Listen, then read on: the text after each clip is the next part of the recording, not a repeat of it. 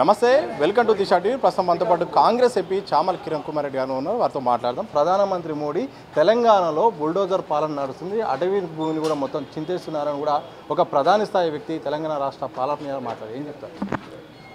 ఒక ప్రధానమంత్రి స్థాయిలో ఉన్న వ్యక్తి మీరు అన్నట్టుగా మాట్లాడే ముందు ఆచితూచి మాట్లాడుంటే బాగుండేది. ఇక్కడ అడవే లేదు.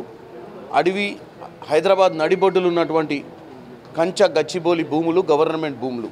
దాని మీద ఒక హైకోర్టు తీర్పు ఉంది. హైకోర్టులో గెలిచినటువంటి పరిస్థితి ఉంది.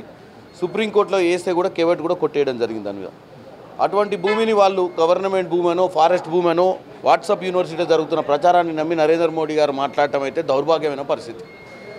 ఆయన ఒక అంత బాధ్యత గల పొజిషన్ నుండి వాళ్ళ సొంత మంత్రి, ఆయన కింద ఉన్నటువంటి క్యాబినెట్ మంత్రి ఆల్రెడీ పోస్ట్ డిలీట్ చేసిండు గతంలో, ఆర్టిఫిషియల్ ఇంటెలిజెన్స్ ద్వారా మార్ఫ్డ్ పిక్చర్స్ పెట్టిన విషయంలో.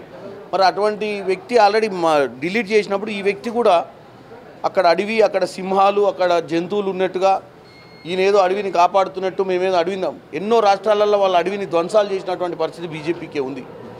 మరొకటి కాంగ్రెస్ పార్టీనే భారతదేశంలో కాంగ్రెస్ ముక్త్ భారత్ చేయాలన్న ఆలోచనే తప్ప మంచి చెడు గురించి ఆలోచించి మాట్లాడే పరిస్థితిలో నరేంద్ర మోడీ గారు లేకపోవడం మనకు బాధాకరమైన విషయం. ఈరోజు భారతదేశం మొత్తంలో స్వతంత్రం వచ్చిన తర్వాత 18 నెలల పాలనలో కాంగ్రెస్ ఇచ్చినటువంటి వెల్ఫేర్ స్కీమ్స్ తెలంగాణలో ఏ రాష్ట్రంలో ఇచ్చి ఉండరు. అంతెందుకు వాళ్ళ 6 నెలల క్రితంలో ఫామ్ చేసినటువంటి మహారాష్ట్రలో కూడా వాళ్ళ లాడ్లీ బ్యాన్ స్కీమ్ ఇప్పటి వరకు లాగు కాలే.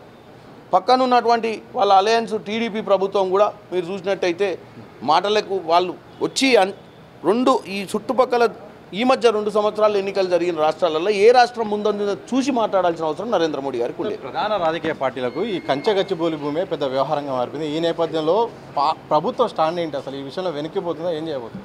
ప్రభుత్వ స్టాండ్ స్ట్రాంగ్ ఉంది. ఆ భూమిని కాపాడుకుంటాం, ఆ భూమిని మన ప్రజా అవసరాల కోసం వాడుకుంటాం. అక్కడ ఉద్యోగం ఒక మంచి కంపెనీలో వచ్చే పరిస్థితి ఉంది. అక్కడ 5 లక్షల మందికి ఉద్యోగాలు ఇచ్చే ప్రయత్నం చేస్తారు. కేటీఆర్కి మాట్లాడితే 10,000 కోట్లు ఐసీఐసీ అప్పిచ్చిందో లేదో తెలియకుండా వచ్చి మాట్లాడినటువంటి కేటీఆర్ గురించి ఇంకా మనం మాట్లాడుకోవడమే వేస్ట్. ఆయన రోజు ఏదో చెడు ప్రచారం చేయాలని కానీ బుద్ధి జ్ఞానం లేకుండా మాట్లాడుతున్నాడు.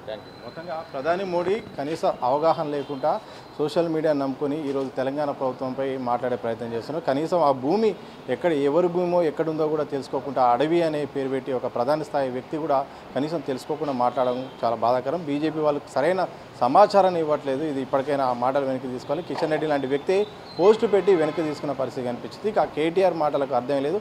అసలు స్కామ్ అనేది ఎక్కడుందో ఆయనకే క్లారిటీ లేదంటూ కూడా కాంగ్రెస్ ఎంపీ చామల కిరణ్ కుమార్ రెడ్డి స్పష్టం చేసిన సందర్భం చూసి గాంధీ భవన్ నుండి కేవలం వంశీతో సతీష్ దిశాటి.